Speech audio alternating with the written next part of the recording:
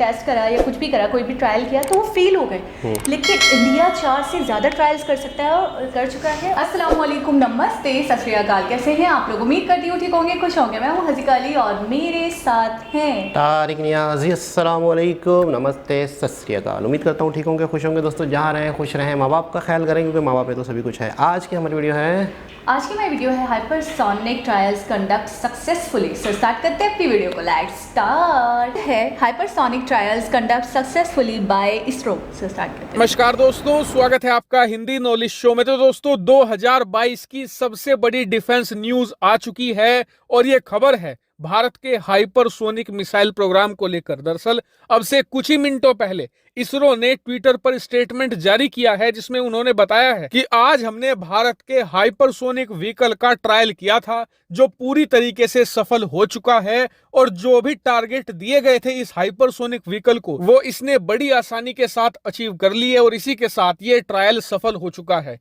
लेकिन आपके मन में सवाल आया होगा कि यार इस हाइपरसोनिक व्हीकल के टेस्ट को तो डीआरडीओ को करना चाहिए था। इसरो तो वो संस्था है जो अंतरिक्ष में काम करती है, रॉकेट बनाती है, उसका हाइपरसोनिक व्हीकल से क्या कनेक्शन? तो निश्चिंत हो जाइए, इस वीडियो में मैं आपको इस टेस्ट के बारे में भी जानकारी दूंगा, साथ ही ये भी बताऊंगा कि इसरो ने ये टेस्ट क्यों किया है। ये जानना आपके लिए अति महत्वपूर्ण है। तो चलिए अब बिना टाइम वेस्ट की वीडियो को तुरंत शुरू करते हैं। तो दोस्तों सबसे पहले इस ट्रायल के बारे में मैं आपको डिटेल इंफॉर्मेशन दे दूं तो इसरो ने हमें सबसे पहले तो ये बताया है कि ये टेस्ट उन्होंने अकेले नहीं किया। इसरो के साथ इसमें शामिल थे headquarters of integrated defence staff. ये क्यों शामिल थे ये मैं आपको बाद में बताऊंगा। इसके अलावा सबसे खास बात इस ट्रायल की ये रही कि इसको लेकर कोई नो टाइम वार्निंग जारी नहीं की गई, ना ही इसके बारे में पहले से कोई इन्फॉर्मेशन दी गई थी, यानी कि बहुत ही सीक्रेटिव तरीके से इसे अंजाम दिया गया है। तो सबसे खास बात, भारत जब भी किसी हथियार का टेस्ट करता है तो उसके बारे में टेक्निकल इंफॉर्मेशन दी जाती है कि हमारे हथियार ने कैसी परफॉर्मेंस दी है, क्या उसने ऊंचाई प्राप्त करी है, कितनी लंबी दूरी प्राप्त करी है और साथ ही उसने परफॉर्मेंस कैसी दी है। लेकिन इस टेस्ट के बारे में अभी तक किसी भी प्रकार की कोई भी एडिशनल टेक्निकल इंफॉर्मेशन नहीं दी गई है और इसके पीछे दो कारण हो सकते हैं। पहला ये कि भारत सीक्रेसी बरतना चाहता हो या फिर दूसरा ये कि अभी टेस्ट हुए 1 घंटा ही हुए हैं, मैं बहुत जल्दी वीडियो बना रहा हूं, हो सकता है बाद में इस पर डिटेल में इंफॉर्मेशन आए तो मैं आपको बाद में अलग से वीडियो बनाकर बता दूंगा। लेकिन अब आते हैं मेन मुद्दे पर कि अभी तक जितने भी भारत ने हाइपरसोनिक व्हीकल के परीक्षण किए हैं वो सारे के सारे डीआरडीओ द्वारा किए गए हैं। यहां तक कि हाइपरसोनिक टेक्नोलॉजी से जुड़ी हुई कोई छोटी मोटी चीज का टेस्ट भी हुआ है वो भी डीआरडीओ के द्वारा किया गया है। तो ऐसा क्या कारण है कि इस बार इस टेस्ट से डीआरडीओ को दूर रखा गया और इसमें इसरो को शामिल किया गया? तो देखिए, जो लोग मेरी डिफेंस की वीडियो को रेगुलरली फॉलो करते हैं उन्हें कारण पता चल चुका होगा। मैंने आपको 1.5 साल पहले ही बताया था कि भारत हाइपरसोनिक टेक्नोलॉजी का इस्तेमाल सिर्फ मिसाइल बनाने में नहीं करेगा, इसका इस्तेमाल हर एक क्षेत्र में किया जाएगा। जैसे कि हाइपरसोनिक का सबसे बड़ा एडवांटेज होता है रफ्तार। उदाहरण के लिए इस समय जब मैं बोल रहा हूं ना तो मेरी आवाज आपके फोन के स्पीकर से आपके कानों तक कितनी फास्ट पहुंच रही है, इसे कहा जाता है स्पीड ऑफ साउंड, जो होती है 1 मैक तक की। और जो हाइपरसोनिक मिसाइल की रफ्तार होती है वो कम से कम 5 मैक होती है, यानी कि स्पीड ऑफ साउंड से 5 टाइम ज्यादा। और भारत इसका फायदा ना सिर्फ मिसाइल बनाने में उठाना चाहता है बल्कि इसका इस्तेमाल इसरो भी करेगा। हम ऐसे रॉकेट बनाएंगे जो बहुत ही ज्यादा तेजी से अंतरिक्ष में जाएंगे। इसके अलावा इसकी रफ्तार का फायदा उठाकर हम दूसरे जो ग्रह हैं उन्हें भी एक्सप्लोर कर पाएंगे। इसके अलावा इस ट्रायल में सिर्फ इसरो ही शामिल नहीं था बल्कि इसमें हमारी डिफेंस विंग भी शामिल थी, जिसका मतलब इस टेक्नोलॉजी को हमने न सिर्फ अंतरिक्ष के नजरिए से परीक्षण किया है बल्कि मिसाइल के नजरिए से भी परीक्षण किया है। इसके अलावा आपको एक खास बात ये बता दूं जिसे सुनकर आपको बहुत ही गर्व और खुशी भी होगी, वो ये कि चीन, अमेरिका और रूस तीनों देशों ने जब अपने हाइपरसोनिक मिसाइल के प्रोग्राम स्टार्ट किए हैं ना तो सभी के टेस्ट फेल हुए थे शुरुआती। यहां तक कि चीन, अमेरिका के तो अब तक टेस्ट फेल हो रहे हैं, लेकिन भारत अब तक कम से कम 4 ऐसे टेस्ट और ट्रायल हाइपरसोनिक टेक्नोलॉजी के कर चुका है जो सारे के सारे 100% सफल रहे हैं। और इस सब का श्रेय जाता है हमारे वैज्ञानिकों को, उनकी मेहनत को, उनके दृढ़ निश्चय को और देश के प्रति उनकी सच्ची निष्ठा को। हम उन्हें सैल्यूट करते हैं। हालांकि इस पूरी रिपोर्ट पर आपका क्या मानना है कमेंट करके जरूर बताएगा। Thank you very much for watching video. जी जनाब, एक मरतबा पहले भी हमने एक मिसाइल की वीडियो देखी थी, बहुत सारे मिसाइल्स तो हाइपरसोनिक के हवाले से बताया गया था। कि सबसे हाई फाई ये होते हैं और स्पीडी। सबसे ज़्यादा स्पीडी होते हैं और हर देश के पास ये टेक्नोलॉजी नहीं है। सही। और मैंने उसमें क्या था जिक्र किया था कि एक बहुत पहले मैंने वीडियो देखी थी पाकिस्तान के हवाले से कि पाकिस्तान के पास ऐसे मिसाइल्स हैं जो यूरोप तक जा सकते हैं, पूरी दुनिया को कवर कर सकते हैं, आधी दुनिया तक हम अपने मिसाइल को भेज सकते हैं। तो उसमें फिर जो एक कमेंट आया था तो उससे मुझे बड़ा सीखने को मिला था। भाई ने बताया था कि पाकिस्तान के पर अभी तक हाइपरसोनिक मिसाइल नहीं है। अच्छा। और इंडिया के पास अगर है तो बड़ी बात। तो इसका मतलब है कि इंडिया की टेक्नोलॉजी मिसाइल। बहुत तो उस वीडियो का मुकफ ये था पाकिस्तानी वाली वीडियोस का कि हम मिसाइल में दुनिया से सबसे आगे, मतलब इस तरह का वो एक टॉपिक था। तो बड़ा मतलब है कि क्लियर हुई चीज़ें कि जब हाइपरसोनिक नहीं है तो फिर कैसे? फिर हम कैसे हो सकते हैं। सही। अच्छा, ये एक टेस्ट किया गया है जिसका अभी तक रिजल्ट नहीं आया और ये सक्सेसफुली हो गया हाँ, है। मतलब उसके ऑफिशियली कुछ कहा नहीं गया है। उसकी जो डिटेल्स होती है, जो उसके बारे में बात मालूमात होती है, बहुत जल्दी वीडियो बना दी, कुछ मिनटों पहले टेस्ट हुआ और मैंने वीडियो बना हाँ। लेकिन ये है कि कोलैबोरेशन, देखिए आप ये देखें कि इसरो और मिसाइल टेक्नोलॉजी है वो अपने काम कर रहे होंगे, वो अपने काम कर रहे होंगे। अगर जॉइंट प्रोजेक्ट्स होते हैं, एक कोलैबोरेशन होती है एक दूसरे के साथ, इनकी डिफेंस की जो टीम है वो भी हाँ शामिल वो भी है। शामिल थी।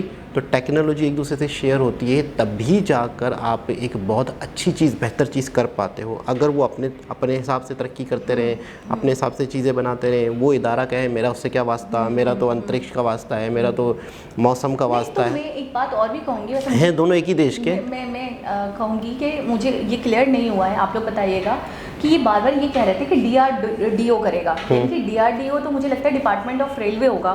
तो और रेलवे जो है वो ये टेस्ट क्यों करेगा? नहीं, डिफेंस। ये तो स्पेस, ये जो स्पेस एजेंसी है ना इनकी, इसरो, तो ये स्पेस के लिए काम करते हैं, तो मिसाइल और रॉकेट्स वाले काम तो यही करेंगे ना, ये संभालेंगे।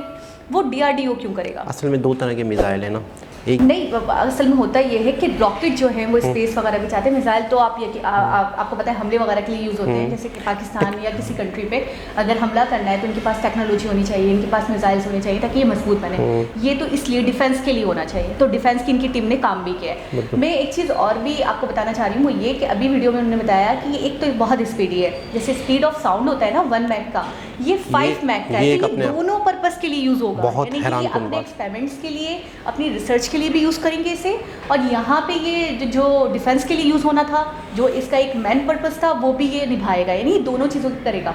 दूसरी बात, ये बड़े बड़े तरक्की याफ्ता ममालिक, बड़े बड़े डेवलप्ड कंट्रीज हाइपरसोनिक का उन्होंने जब भी टेस्ट करा या कुछ भी करा, कोई भी ट्रायल किया तो वो फेल हो गए। लेकिन इंडिया 4 से ज़्यादा ट्रायल्स कर सकता है और कर चुका है और सब में सक्सेसफुल कामयाबी, ये तो बहुत अब बड़ी बात इसके है। पीछे आप ये देखें कि इनकी एक मेहनत है। और दूसरी बात ये इनकी स्किल्स, इनका टैलेंट इतना है कि ये मतलब रत्ती बराबर भी इनको रिस्क नहीं है। इन्होंने कोई चीज़ लॉन्च कर दी या कोई चीज़ बना दी तो इनको बड़ी, अभी बीच में हमने देखा था जो रो भी पड़े थे इनके वैज्ञानिक साइंटिस्ट जो थे तो इसरो के, तो वो फेल हो गया था चंद्रयान मिशन।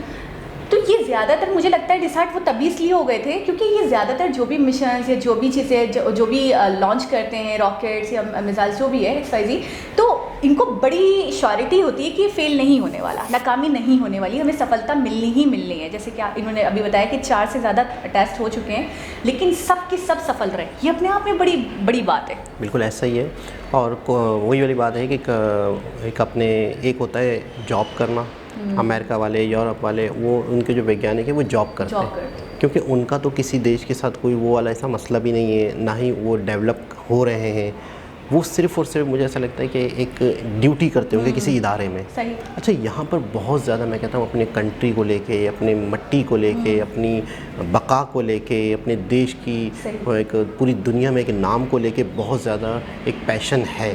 अच्छा, वो पैशन ही काम आता है। ये कहते हैं ना कि जब आप कोई काम करते हैं वो सिर्फ काम समझ के काम करते हैं तो सिर्फ वो काम ही होता है, लेकिन आप किसी काम को किसी पैशन के साथ करते हैं, किसी जज्बे के साथ करते हैं, किसी एक होता है ना कि हमने कलाम सर की वीडियो देखी थी, हमने इसके अलावा वीडियो देखी थी कहीं ऐसी, मतलब वो उन्होंने मतलब ये ऑफ़र्स की कि हम यहाँ आना चाहते हैं, हम कुछ अपनी एक चीज़ें देना चाहते हैं, हम अपने हमें देश के लिए कुछ करना चाहते हैं। तो जाहिर सी बात है कि जब आपका मकसद देश हो, जब आपका मकसद एक बहुत बड़ा मकसद हो तो आप उसमें फिर दिन रात भी नहीं देखते। ड्यूटी करने वाला 9 बजे आ रहा होगा, ठीक है ना, नासा में होगा या कहीं भी होगा, वो 9 बजे आ रहा होगा तो 6 बजे 5 बजे जा रहा होगा, वो ड्यूटी कर रहा है। अब ड्यूटी कर रहा है, उसको सैलरी मिल रही है, उसको एडवांटेज मिल रहा है, उसको बेनिफिट हो रहा है तो वो कर रहा है, नहीं तो वो नहीं करे। लेकिन ये लोग तो ये है कि हमें कुछ मिले ना मिले, हमें अपने मुल्क के लिए करना है, हमें अपने देश के लिए कुछ करके दिखाना है, अपने देश को आगे से आगे लेकर जाना है। और शायद इन्हीं लोगों की वजह से, यही लोग सबब हैं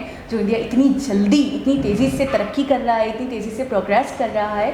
अच्छा, बहुत सीक्रेटली किया ये बात थोड़ी सी काबिल गौर है कि पहले से कोई अनाउंसमेंट नहीं किया कि हम इस दिन ये ट्रायल करने वाले हैं, ना पहले से कोई खबर थी, कोई कुछ भी नहीं पता था। अचानक सडनली उन्होंने ट्रायल किया है और फिर उसके बाद इन्होंने ट्वीट किया। तो ये कि मुझे ऐसा लग रहा है कि अब ये बहुत सारी चीज़ों को सीक्रेटली करेंगे।